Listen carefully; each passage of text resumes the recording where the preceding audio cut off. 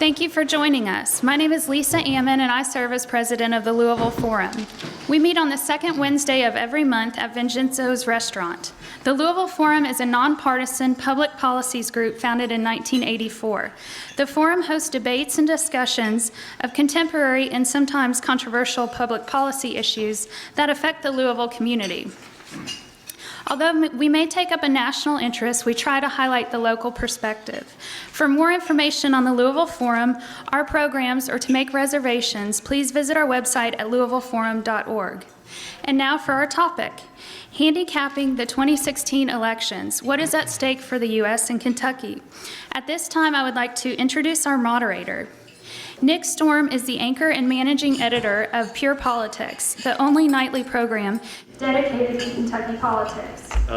Nick covers all of the political heavyweights, and his investigative work brings to light issues that might otherwise go unnoticed. Please welcome Nick Storm.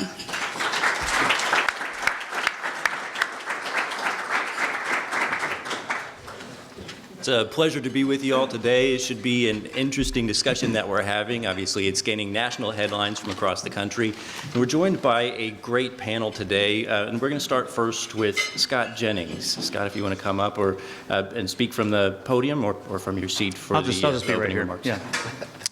Thanks, Lisa, for inviting me. And it's good to be with Nick and Matt. Nick is a really good journalist. I don't know if you guys watch his political show, but it's good content. Matt and I have done TV shows and other panels together, and he'll be good as well. So you're in for a good conversation today with Nick and Matt, and I'll try to keep up. I also want to say about the Louisville Forum that for the new people that are here, you should definitely join. I joined several months ago myself, and the first debate that I came to was about the Confederate monument, and that was the most compelling thing in person I've ever seen in my entire life, and I've been all over the world.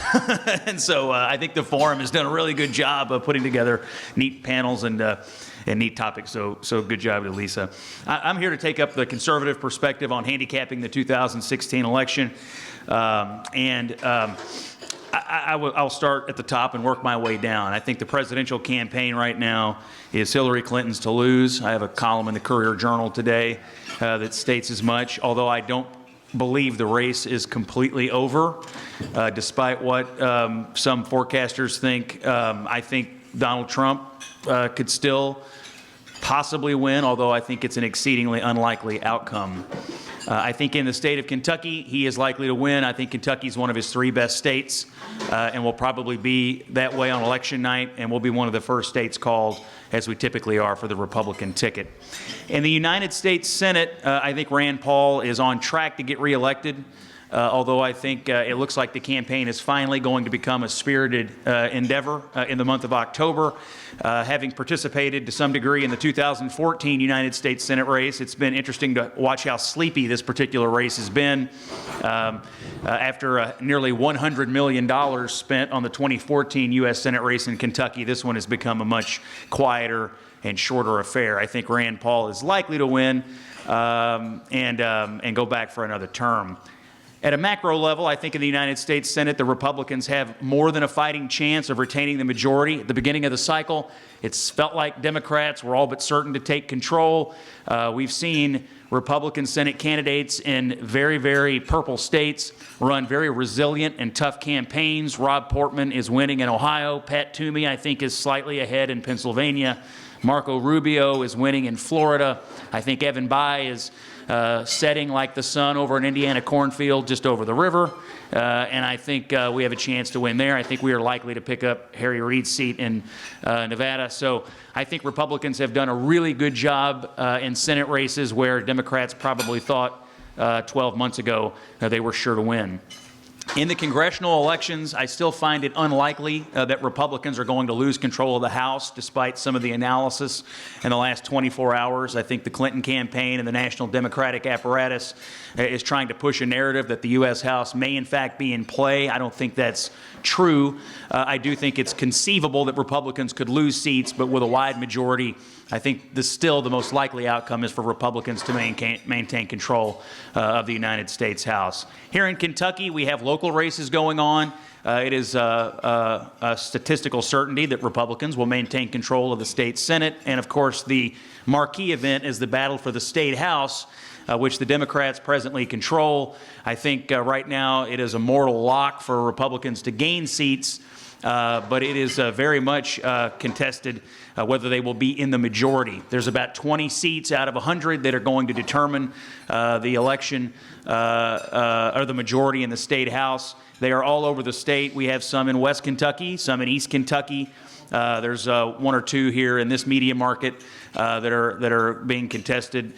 So it really is a statewide endeavor right now as Democrats scramble to hold on to the House and Republicans take a big swing at it. So I think Kentucky at the presidential and federal level is basically a foregone conclusion, but there's a lot of action at the state and local level, which should keep people interested here during the month of October. All right. Thanks, Scott. And we're also joined by Matt Erwin. Matt, why don't you take it away with your initial thoughts on this election? Thanks, Nick, and I want to say thank you to everyone for having me here at the forum. This is my first time here, but it seems like a very worthwhile and interesting group, and I look forward to coming back. I jotted some notes down, and the first thing I wrote at the top was about me. So I know Scott's a member. I'll just give you my 30 seconds of sort of experience and why I think I can offer some good objective advice to you. I started my career as an aide to the Speaker of the Illinois House, Mike Madigan, and also ran campaigns for him. He's the chairman of the Democratic Party of Illinois, ran some congressional campaigns, both in Illinois and in Georgia, where I'm from originally. I worked for a large international PR firm before my wife's job took us to Louisville 8 years ago. She did her medical residency at the University of Louisville, and we decided to stay. We're very fortunate to live in this community. Since I got to Kentucky, I worked a number of positions with the Kentucky Democratic Party, oversaw the House races for the party in 12, and then went on to be the senior policy advisor to our House Speaker. Right now, I have a communication shop that's focused on litigation support. I'm not too involved in political races. I have one candidate who's for Metro Council who's present here today, just to make sure that that's out in the open. I'd like to just offer objective views on where I see things with the races in Kentucky and talk about what that means moving forward. I'll start, since Scott started with the federal level and is probably knows it better than almost anybody in the state. I'll start on the state level. I agree with him that the control of the Kentucky House is the biggest story right now in the Commonwealth. It's been the biggest story the past couple of cycles, including a special election season. I see the races for the House a little differently, having sweated out the 2012 races where we had Barack Obama on the top of the ticket, who was obviously not very popular, and it was a wash here in Kentucky for him. I saw firsthand that Kentuckians are very willing to split from the top of the ticket, and I think that the reason behind that is the local nature of these state house races. I was having a brief conversation with Nick and Chairman Brown beforehand. Having started my career in Illinois, where there's 15 million people and 118 House seats, those seats are much more influenced by national trends. In Kentucky, we have 4.5 million people and 100 House seats. So they're much more localized. People know their state rep. They've used their state rep more for constituent services, and there's a one-on-one interaction with voters that influences them a lot. I think that this state tends to give incumbents a nod a little bit more than larger states with state senate and state house districts that are just bigger. On the federal level, I agree. I think there's little to no chance that Kentucky's not going to go for Donald Trump. I think we will be I think along with Alabama, Mississippi, and possibly Louisiana, we could see some of his largest margins of victory here in Kentucky. I am as dismayed with the state of the presidential race as a lot of other people. I think it's been not so. It started as an interesting thing to watch. It's now turned into a fairly disheartening thing to watch as things slide into just a tone that's never been reached before. So I'm not sure what effect that will have on voters in Kentucky. I don't think it's going to go down the ballot too much, but it is disheartening to see. So I look forward to answering any questions you have. Want to give you an objective opinion and look forward to hearing from you. Thanks. Before we get to the questions, I do want to follow up with something Matt was saying, and I'll come over to you first, Scott.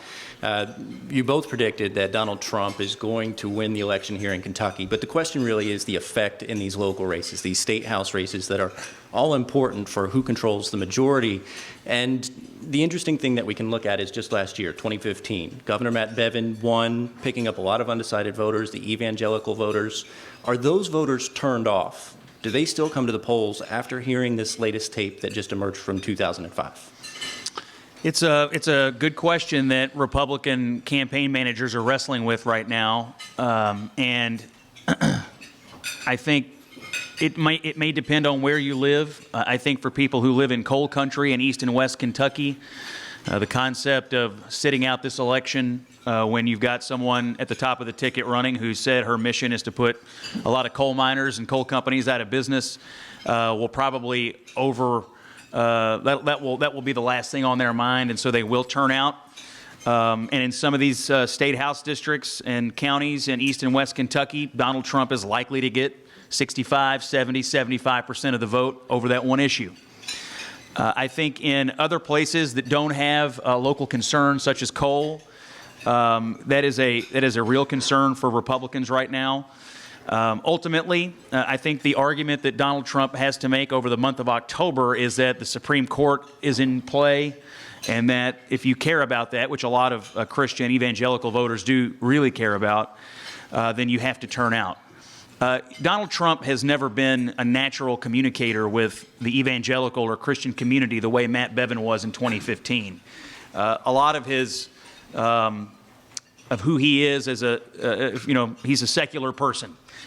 He's of the world. He is not of the faith, and he's had trouble communicating about that during this campaign.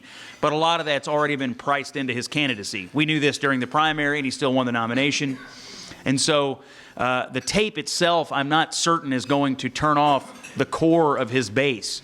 But of course, 1 or 2% in a very close race can make a huge difference if Republicans decide to stay home, or if they turn out and only vote in the presidential and then leave the rest alone, or vice versa, if they turn out and only vote local and not in the presidential. So in some of the swing states where you have close margins, a little bit of a disruption in your turnout model can be very problematic. So I think one of the things right now that the Republicans have to do is guard against what you just said, and not just about what happened Friday, which was bad, but what could happen. There are people that say other tapes exist, other people could come forward, and so the farther you go in the election, and more things happen, it could be depressing. And I'm going to come to you, Matt, to follow up on this. But before you speak, just so everybody understands, when we talk about these House races, there's 100 seats. As they said, there's maybe about 20, 25 seats that are really going to make the difference here. But in each of these elections,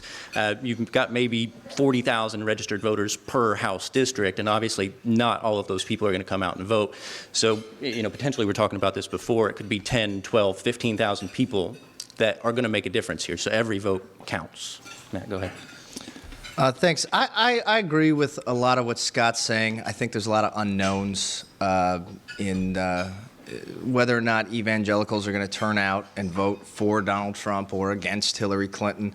I think to dovetail on that, though, as important is the idea of margin of victory.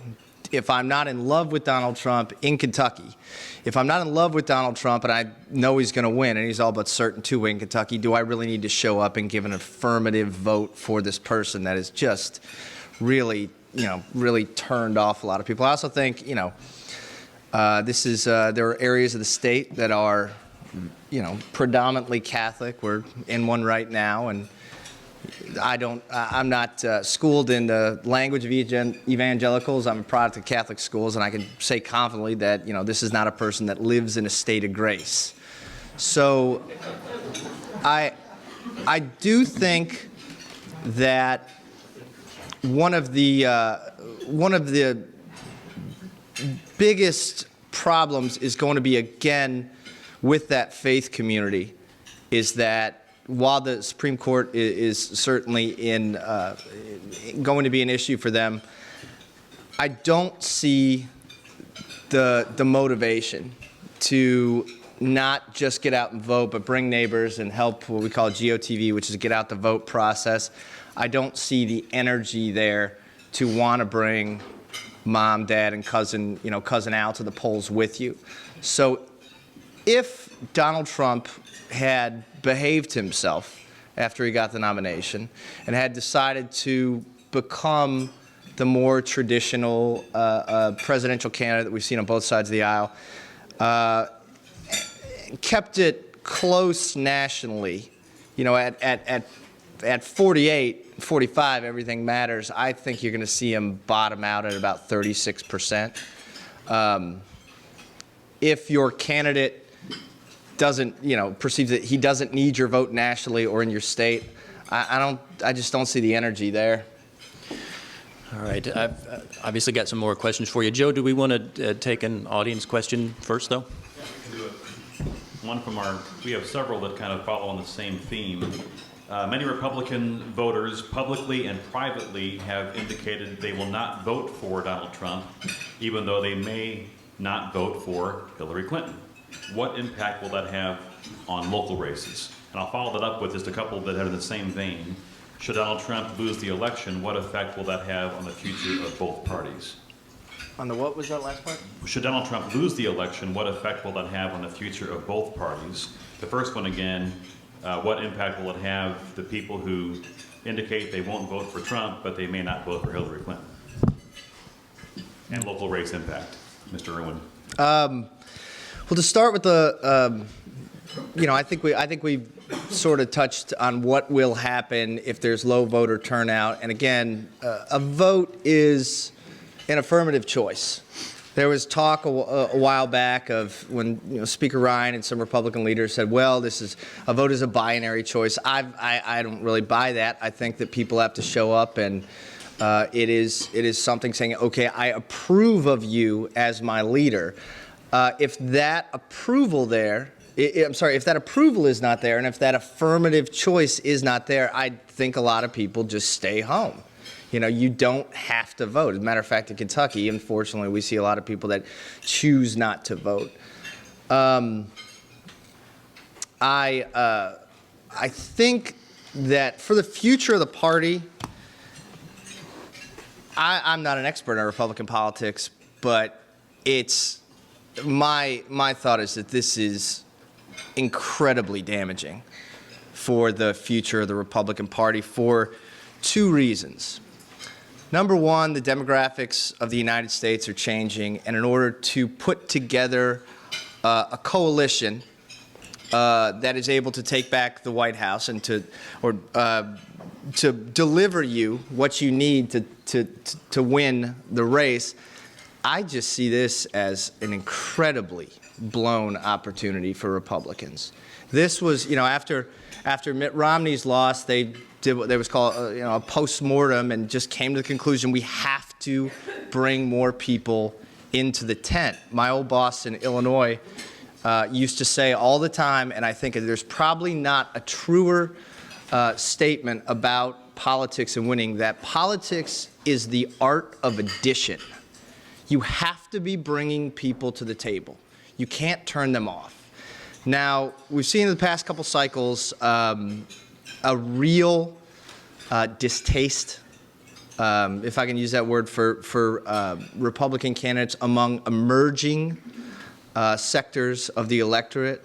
After the hangover of the incredible loss that Democrats suffered in 2010 midterm elections, People were looking for a ray of hope, and I saw one, and I think it really has come, is coming to fruition. Which California, which is always about 10 years ahead of the rest of the country.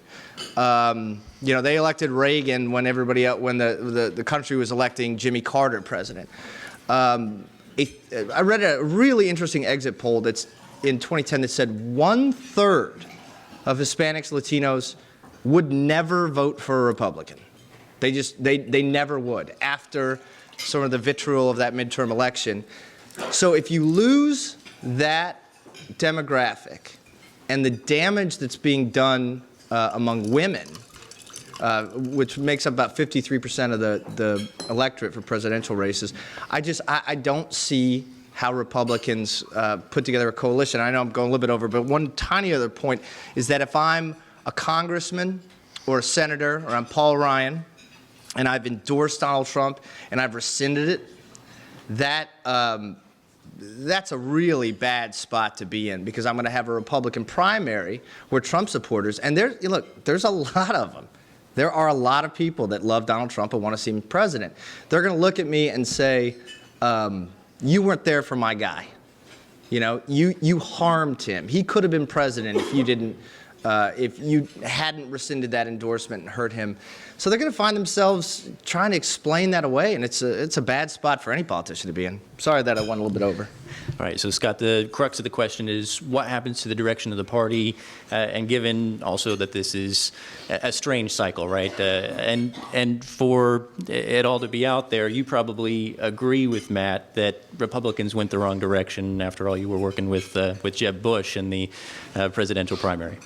Yeah, who knew that it would be Billy Bush that tanked Donald Trump and not Jeb Bush? Who knew? I don't know what's going to happen to the party. I mean, Matt's right. There's a group of people that really love Donald Trump, and they're going to be really disappointed if he doesn't win. It's harder to blame people for a loss in the way Matt presented it if it's a wide margin. If it were a few thousand votes that cost you the presidency, then you can start blaming people. If you lose by 10 points, it's harder to say, well, had you endorsed me or not unendorsed me, then I would have won. That's not, so that may mitigate that to some degree. What we have also seen, which I think is even more important to the future of the party, is whether or not the party is going to revert back to its normal policy positions. Trump and Clinton have switched roles on trade, on Russia, on a lot of foreign policy issues. I mean, they're basically running the other one's race from a historical perspective. So after this election, is the Republican Party going to go back to where we typically are on big macro policy issues, or are we going to continue to move in the direction of Trump?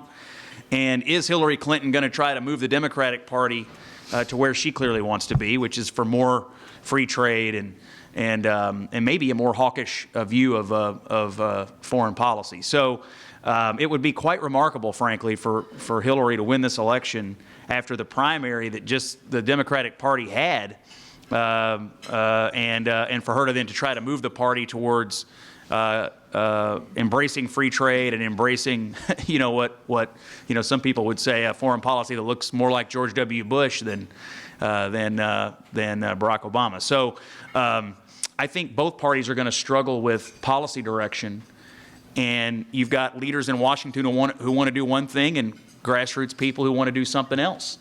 And I think those kinds of discussions are going to affect primaries in at least the next two cycles.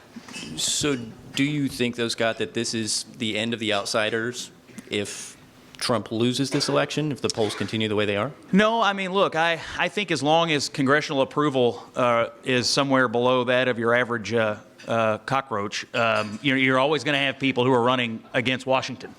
And until Congress and the levers of government become trusted again, you're going to have people running outsider campaigns. A poll that I look at all the time is the Gallup poll called Confidence in Institutions.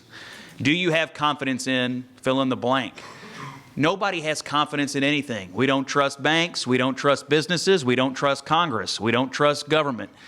We tend to trust the military. We tend to trust local government more than federal government. But by and large, we don't trust the media for certain.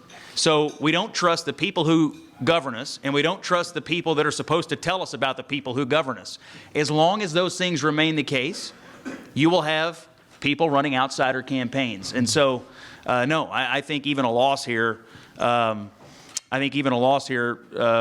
not stop that war. And certainly, it's not been the case in every layer. We had a lot of Senate Republican primaries that were sort of run on that, and in every case in this cycle, the so-called establishment candidate was victorious. So there have been instances where it didn't work in non-presidential settings. I just wanted to add something real fast. I think Scott's on to some great points.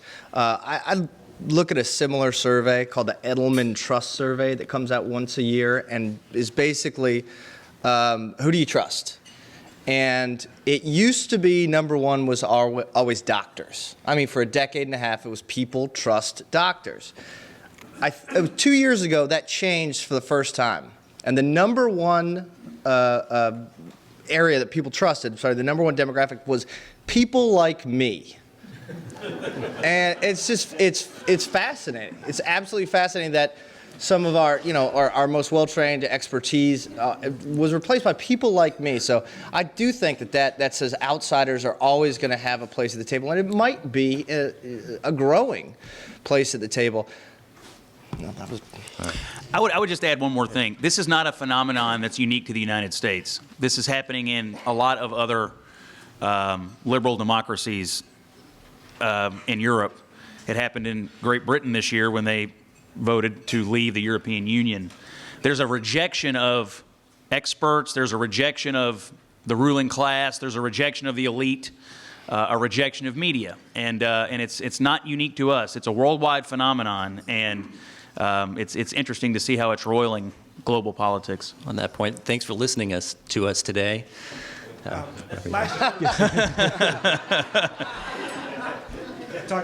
am people like you.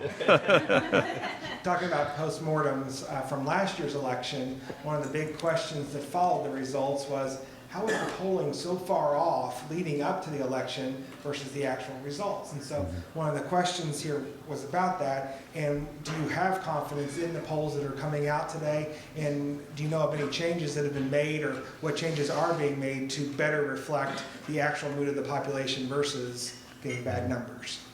So, Scott, do you want to start with Sure. confidence in the poll? Yeah. This is the world I live in, a world of polling and numbers. I've looked at the polling, and I wrote a column about this 3 weeks ago that was in the Courier about the similarities between the Bevin candidacy and the Trump candidacy. And one of them was sort of raising issues around the concept of Trump being able to outkick his coverage, essentially, because there's a sort of a shy Trump voter out there, in the same way that there may have been some shy Bevin voters.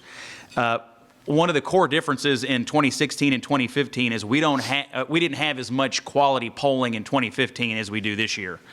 And so in 2015, the pollsters, which was largely Survey USA as hired by some of the media outlets in Kentucky, pegged Jack Conway just right. They had it within a point on Conway, but they missed Bevin by 13 points.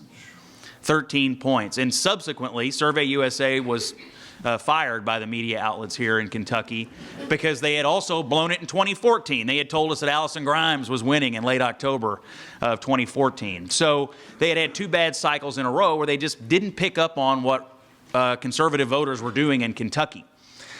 The difference in a governor's race in Kentucky and a national presidential race are numerous. A, turnout's higher. B, we don't have a high minority population the way you have in some states in a presidential level. C, we don't have early voting, which we should talk about today because it really does alter the way presidential campaigns work versus what happens in Kentucky. So there's a lot of differences, but I do believe the polling industry is in flux. It's harder to get people on the telephone. It's harder to get people to tell you exactly what they're going to do. I think some of it is caught up in the fact that conservatives are very nervous about talking to people about what they may intend to do on Election Day.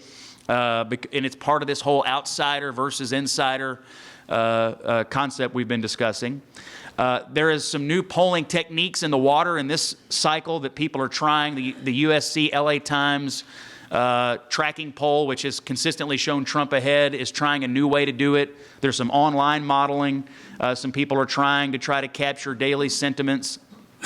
Over the weekend, after the tape was leaked on Friday night, we had a traditional NBC News Wall Street Journal poll showing Clinton way ahead, but the CBS YouGov online modeling didn't really pick up much movement over the weekend. And so we are seeing some new techniques being tried to try to make the polling more accurate. I do believe that if you're looking at polls on a daily basis, it's easy to want to jump out of a window if your candidate's doing poorly, so you can always find one that doesn't show him or her doing as poorly. The trick is look at the averages. There are many websites that show you the polling averages. That's typically what you should trust. And the averages right now show Clinton beating Trump. But I have to tell you, I lived through an election. I worked for Mitt Romney in 2012, and our polling was not terrific. And it wasn't that we missed how people were going to vote within the, it wasn't like we were asking the wrong questions or asking the wrong people. Where we missed it was on composition of the electorate. And we assumed that, for instance, in Ohio, African Americans were only going to make up a certain percentage of the electorate when they actually made up, 2 or 3 points higher. And of course, they overwhelmingly went for Barack Obama. So when your polling models don't pick up the correct composition of the electorate, things can get out of whack in a hurry. And that is and that was the great genius of the Obama campaigns, was being able to alter the traditional composition of the electorate. So there's a lot to what's going on in polling right now. It makes me very nervous to look at the polling and try to draw conclusions, because we've certainly lived through a couple of cycles where it wasn't terrific. But your confidence level, Matt, with the polling that we're seeing today? On the presidential level, and I apologize, my mic is drooping. I think I'm putting it to sleep. On the presidential level, just the sheer number of polls that show people are breaking for Hillary Clinton, I feel pretty confident on where it is. I actually think that, like I said, I think Trump's going to bottom out at about 35%. The polls in Kentucky last year were way off, and I was, like a lot of people, suckered into, I put a little bit too much faith in them. It is an interesting time for the polling industry. I don't think anybody's quite cracked the code. But when it comes to polling, a lot of, I've never worked with a candidate that didn't want to grab a poll and see where they were at, just horse race wise. But the most important information you get on polling is who's moving and why. So you don't just look and say, all right, we're at 45 and they're at 42. It's, is this demographic moving? Are African Americans coming over? Are women coming over? Are, evangelicals, people of faith, rural voters, urban voters? And if you look at the crosstabs of some of the polls that are coming out, it's minorities, emerging Latino vote, and women that are just breaking for Clinton at pretty unprecedented levels. So I feel confident that that those numbers are pretty reflective of where America's at. That said, for undecideds, I think undecideds are quiet Trump voters. I think that, you might not want to say it to a stranger on the phone that you like Donald Trump after some of the things you've heard. But the polling place is like a confessional. You draw the curtain, you're by yourself, and I've never, I'm ready for surprises at all time. After 15, I think that that we know that those kinds of shifts are out there. That said, the difference in 15, I think, was the energy for Matt Bevin. People did want to bring mom, dad, and cousin Al to the poll, and it's just not there for Donald Trump, I don't think. And we'll try and move quickly, and want to make sure we get all the questions in from the audience here, guys. Of course, these guys know a ton, so it's very easy on one topic to just dive down deep. I will make one note about the 2015 race, and I think Matt hit it, and so did Scott.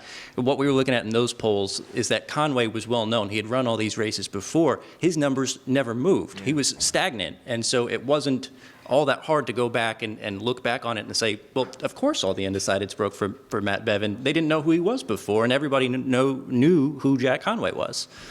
Joe, go ahead. As you said, a lot of questions stacking up, so we're going to try to, Steve and I, get through as many of these as we can. I'm going to put two back to back again. What do you think voters will view as worse?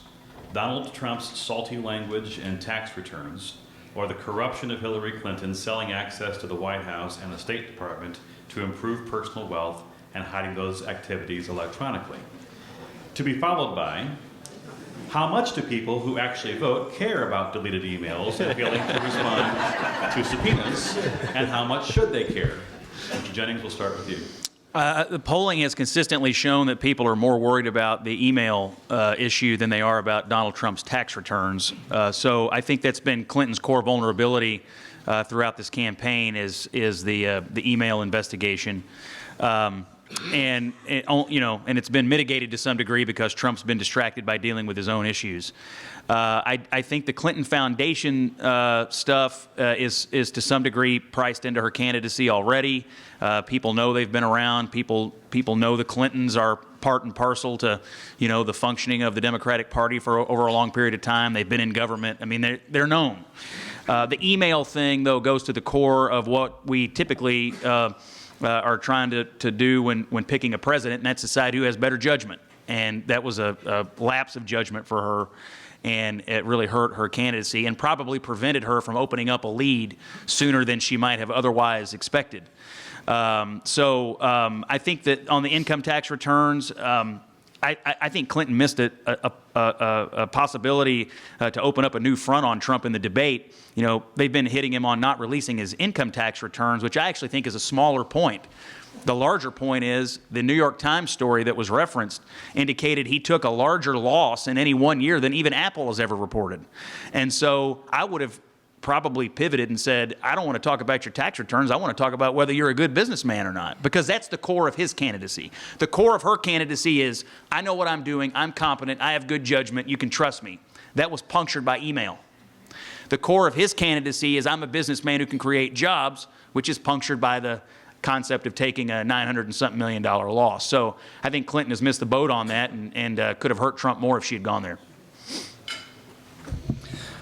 I think the two issues are worlds apart. I really do.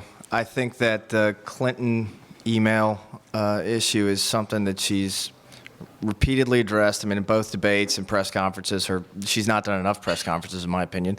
But it's always started with an admission of bad judgment followed by an apology. I think I don't see what's going to change on that issue. Now, when you talk about Trump's, salty language, which, again, it's not salty. It's criminal and demeaning, what he was talking about. It's not bad. It's not dirty talk at a golf course or a locker room or something like that. It's unbearably disrespectful of women. The difference between the two is that I think the email issue is defined. I think that what Trump has sort of said and done, that is evolving and growing. It's going to have sort of a compound interest result. I think that every single time something new comes out, and it looks like it's going to be daily, unfortunately, and we're all going to have to explain to our kids what X, Y, and Z means that they heard on the evening news. It's just it's gonna be another straw on a back. And what's not already broken is just, it's going to be shattered. The good news, though, is that we're at 29 days now left in the election. Who's counting? Not me. Both have said that the state house race is one of the big races on this upcoming ballot. Could you all talk about what races particularly you're looking at to see if Republicans do pick up the House or if Democrats keep the House? Do you want to start? Sure, happy to. I agree there's about 20 races that are sort of going to break one way or another. I won't go through the whole list. I'll just speak from a Democratic perspective of where we think it is. And by we, I mean I. There's 53 Democrats in the House. Kentucky sent 55. There were two flips. Representative Denny Butler here in Jefferson County and Jim Gooch out in Western Kentucky. I don't see I don't think either of them are going to win. Denny's a friend. I helped a lot in his race in 12. But the second that he changed, I remember having a conversation with Joe Gerst of the Courier-Journal. I go, the one, he chose to flip in the one district that is trending Democrat more than any other district in Kentucky. It voted for Obama by 51 in 8, which was a watershed year for Democrats. They voted for Obama by, I think, 55 in 12. So I see that flipping. I think, again, that Jim Gooch race, I think Representative Miles in the same area is vulnerable. On the Democratic side, I don't see Western Kentucky as the battleground that a lot of people do. I think that there were some open seats. I think things are pretty settled over there. Eastern Kentucky, who knows? I don't think the Democrats have done a good enough job giving those people a reason to continue sending Democrats to Frankfort. I think Representative Bell's seat in Metcalfe and Glasgow. Thank you. Just say Glasgow. Is going to flip Republican. I honestly see Democrats, assuming that nothing major happens between now and election, they probably coming out of this with 52 seats. Scott? I tend to view the world through the lens of media markets, so let me take you on a tour. Down in Western Kentucky, the Evansville media market is rife with activity. As Matt said, Jim Gooch's race is hot and heavy. I think Gooch is going to win. It's a great district for Republicans. Republicans spent heavily to defeat him in 2014 and failed. He has a pretty good connection with his community. I think Suzanne Miles is being targeted, and I think she will win. I think there is an incumbent over there named Tommy Thompson, who is in the fight of his life against a young businessman named Matt Caslin. I think Republicans like that one a lot. I think the seat that was referenced in Barron County, Glasgow, is a great opportunity for Republicans, and they will likely flip it in Steve Riley. And that's in the Bowling Green media market. Heading east over as you get into Appalachia, there's a huge number of seats. Greg Stumbo's seat is being targeted by both parties, it seems like. Fitz Steele is being targeted. You've got the open seat in Pikeville that Republicans feel pretty good about. There's a guy who is running called Representative Short, who whose most recent foray into the news was that his name was mentioned in a federal vote buying case. He's on the chopping block. Moving up the side of the state towards northern Kentucky, there's a guy running in an open seat, Van Meter versus Sims in House District 70, I think it is. It's probably on people's radar. Coming back towards Lexington, Representative Meyer, Tom McKee is probably in there somewhere. Open seat just south of Louisville. David Floyd's retiring. That one's probably being looked at. There's a lot of seats. I think Republicans are going to pick up at least 2, so that would put them at 49. And then finding the last 2 comes out of a bucket of about 15 seats. So I think Republicans have the best chance they've had in a long time to actually gain the majority. But you have to remember, these districts were drawn by Democrats to protect Democrats against a Category 5 hurricane, which is what they're in right now. And so we'll see if the structure stands up. But these districts are drawn in Kentucky by partisans, just like the Senate is drawn by Republicans right now, and of course, save for a generation. The House districts were drawn and redrawn to protect the Democratic majority. So even though Donald Trump's going to win 55 to 60% of the vote here, the way the lines are drawn in the state House are much more friendly to your Democratic incumbents than they are Republicans. For either of the panelists, any opinions on the races for Louisville Metro Council seats? You have one. Yeah, I'm not going to, I don't want to talk about a race I'm involved with. If you want to know about Gil Holland, he'll be outside. I'm just gonna kick it to Scott. That one's too close to home, and I promised you that I would offer my objective opinion, and I can't do that on that. I'm not involved in that race. I live in that district, though, and so I can tell you We knocked on your door about a month ago. Yeah, I've gotten mail. Yeah, typically Democrats don't darken my doorstep, but Gil stopped by. I've gotten mail from candidates, and people are talking about it there in Hunting Creek, where I live. So it strikes me that that's the one that most people are focused on. So I I don't know who's going to win. I don't think you can poll these races, and so I find it interesting, though, that that one's getting so much attention. It's a pretty Republican area, where out in that part of the county. So I would think Reed would have some advantage based on registration. But this is a district where, we were talking earlier about whether a Donald Trump effect could depress turnout. If there's one segment of the Republican coalition he's having trouble with, it's sort of college-educated whites, suburbs, which that kind of is. And so if I were running a Democratic campaign out there, that's what I would be hoping for. If I were running a Republican campaign out there, I would be definitely knocking on those doors, trying to make sure those people turn out and vote for me on the local level. So I don't know who's going to win, but it's an interesting race.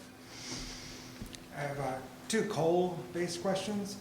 One is there any realistic hope that coal will return, the jobs will return? And then the second question is, can you talk about running a race in the state with coal as an issue versus, say, in the Louisville area? Sure, I'll take the second part first. I have found in polling and focus groups over the years that even people in Louisville and Bowling Green and other markets that don't have active coal operations are still very much pro-coal. And I think it's because over the years, the industry and the advocates for the coal miners have done a very good job of explaining that over 90% of our electricity comes from coal. We have cheap electricity because of coal, and that gives us an economic advantage.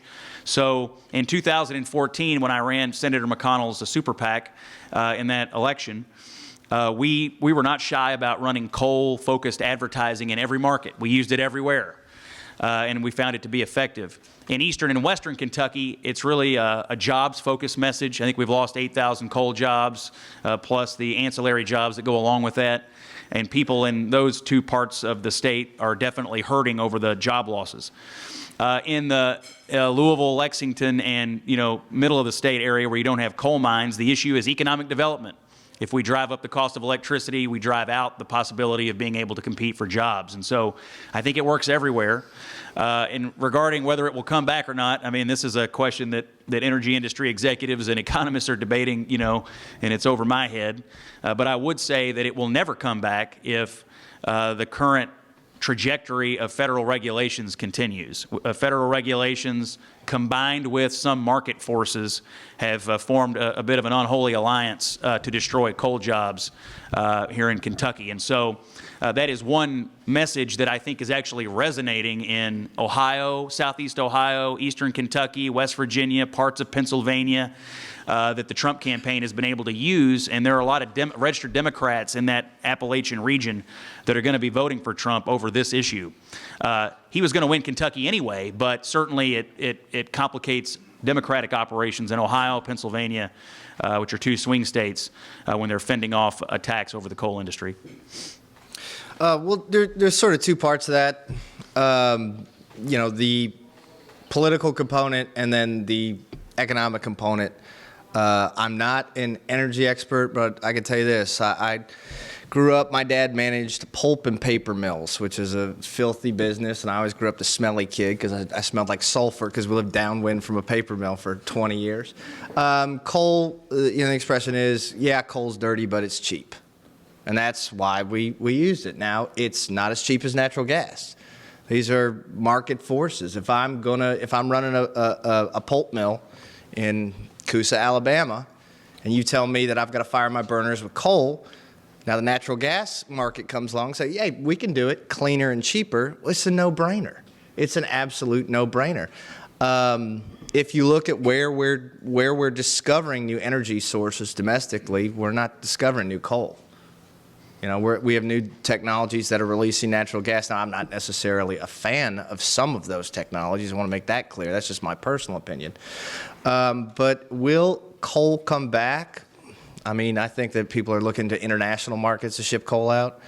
But younger people are very comfortable nationally with the idea that their energy comes from a cleaner source. They're not just comfortable with it. They're almost demanding it. Politically, I'm not from Kentucky. I grew up in Georgia, Alabama, Mississippi, Texas, all those places where there's pulp and paper mills. I got here and I was surprised by some of the dominance of coal in the conversation. One of the things that I kind of got on Bill Goodman about this is that the one debate in 2014 between Allison Grimes and Mitch McConnell, the first like 25 minutes of the hour-long debate was about coal, right? Louisville wasn't mentioned till after the 40-minute mark. Now, the supply chain logistics industry in Louisville is a bigger component of Kentucky's economy than coal. All right, we have the fourth largest auto industry in the state. Little old Kentucky with 4.5 million people is the fourth largest producer of cars. Coal's an important conversation. It's an important piece of the economies in the coal fields in the west and east of the state. You're only gonna get so far for so long saying, I'm gonna bring your job back, when you don't bring your job back, right? It's, in my personal opinion, it's really past time to start saying, being honest with people, going, this is an industry that has a future, but it's not gonna be like the past. We need to find new things for you to do, new ways to keep biscuits on the table, new ways to train you for the jobs of the future. You know, my heart goes out to communities that are losing jobs, no matter what kind of jobs they're losing. I mean, it's, I grew up in mill towns. I know what it's like when things close down. But unless we start getting real and talking about how we're going to put people to work in emerging economies, I think it'll be a disaster. So maybe another debate topic for another time. We've got time for one more question. I'm going to squeeze in two. Okay. And they can choose which one they want to take. They're both novel ideas.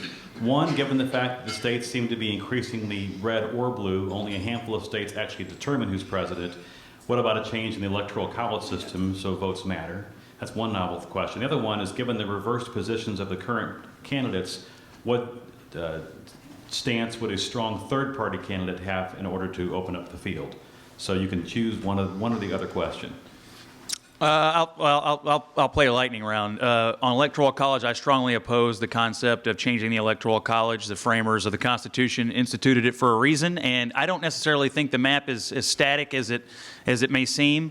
I mean, there's a couple of red states in play right now. We've seen North Carolina flip back and forth, and so yes, a handful of states determine who's won the last few elections, but that will not always be the case because demographics are changing and things are changing. On the other piece of a third party, I think one of the questions about what's going to happen to the Trump core after the election if he doesn't win is whether they stay with the Republican Party or if he tries to lead them away. We've had third-party movements in this country before, a Reform Party movement in the 90s that kind of burgeoned out of the Perot candidacy, and then it sort of went away. So it's not unusual for people to try. The legal logistics of running a third-party candidacy for president is very difficult, as Johnson and Stein and McMullen have found. So it's not easy to keep it going, but it is certainly possible to attempt. I would just add, as a final point, both political parties are at their low points in terms of the number of people who actually identify as a Republican or Democrat. More and more people identify as neither than at any other time. And so the conditions are ripe for the possibility of something, but it's not easy to put one together and sustain it. I disagree. I think the Electoral College was an idea whose time has you know, it had a place when we were taking votes by horseback. It's a silly way to pick President of the United States. I'd like to see it go. I think it's ridiculous that if you live on one side of the Ohio River, presidential candidates, you know, give a damn, I'm sorry, like care what you think. And if you live on the other side of the Ohio River, well, whatever. No one's going to knock on your door. They're not speaking to you. If you live on the west of the Delaware River in Philadelphia, there's not a candidate that won't take 5 seconds out of their day to talk to you. If you live in the New Jersey side, again, you're not going to get their attention. It's silly. I think as more and more people move to big cities, we become a more urbanized country. That's where the issues are, and those don't tend to be where candidates are spending their time. The third party, I think the most important question that he brought up was a strong third party candidate. It's pretty hard to pull off. I'll say this, that one of the ideas that I'm, kind of worried about moving is what do you do with these Trump voters? I think that that's most likely place a third-party candidate is going to emerge from. I think the playbook that he got to get those people in there on his camp is pretty well laid out. And if I was going to be a third-party candidate, I use it. And I want this next point, I want to make it clear, I'm not using any direct parallel between the two, but the most successful third-party candidate we've ever had in American history was Strom Thurmond. And what he did was cobble together disenfranchised voters in the South. If you're going to look at this electoral map, that would be where I would keep my eye on a third-party candidate. It ain't going to come out of Oregon, So, thank you. All right, thank you all so much. These were great questions, and I'm sorry we weren't able to get to all of them.